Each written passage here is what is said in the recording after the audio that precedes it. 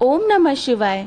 84 महादेव की कथा के क्रम में आज हम श्रवण करेंगे 74 व 50/84 महादेव की कथा। सर्वप्रथम 74/84 श्री राज स्थलेश्वर महादेव की कथा इस प्रकार है। काफी वर्ष पूर्व पृथ्वी पर कोई राजा नहीं बचा था। ब्रह्मा को चिंता हुई, राजा नहीं हुआ तो प्रजा का पालन कौन करेगा। इस दौरान उन्होंने राजा रिम्पुजय को तपस्या करते देखा और उनसे कहा कि राजा, अब तपस्या त्याग कर प्रजा का पालन करो। सभी देवता तुम्हारे वश में रहेंगे और तुम पृथ्वी पर राज करोगे। राजा ने ब्रह्मा की आज्ञा मानकर सभी देवताओं को स्वर्ग में राज करने के लिए भेज दिया और स्वयं पृथ्वी पर शासन करने लगे।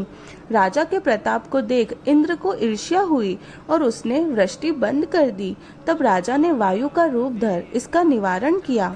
इंद्र ने अग्नि का रूप लेकर यज्ञ हवन प्रारंभ कर दिए।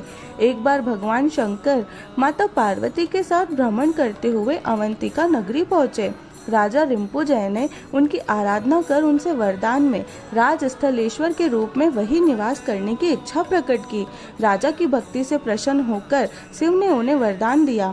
तभी से भगवान शंकर राजस्थलेश्वर महादेव के रूप में अवंतिका नगरी में विराजित हैं। अब इसी क्रम में 50/84 श्री स्थावरेश्वर महादेव की कथा इस प्रकार है।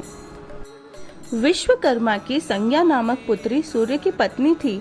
सूर्य का तेज न सह पाने के कारण उसने अपने समान एक अन्य स्त्री को उत्पन्न किया और उससे आज्ञा दी कि तुम सूर्य की सेवा करना और उन्हें मेरा पता कभी मत बताना। सूर्य ने उस स्त्री को अपनी पत्नी संज्ञा माना और उससे एक पुत्र हुआ जिसका नाम शनिश्चर हुआ। शनिश्चर के प्रभाव से सभी भयभीत हो गए। इंद्र ब्रह्मदेव के पास पहुँचे और शनिश्चर के प्रभाव से सभी रक्षा करने की बात कही।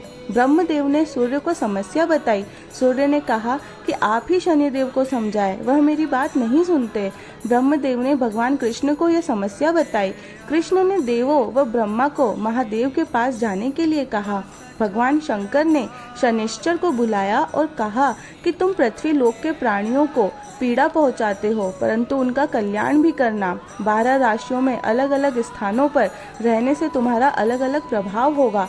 अब तुम महाकाल वन में जाओ और पृथुकेश्वर के पश्चिम में स्थित लिंग का पूजन करो। वह लिंग तुम्हारे नाम स्थावर के नाम से स्थावरेश्वर के नाम से विख्यात होगा। मान्यता है कि जो भी मनुष्य स्थावरेश्वर का पूजन करता है वहाँ स्वर्ग का निवास होता है।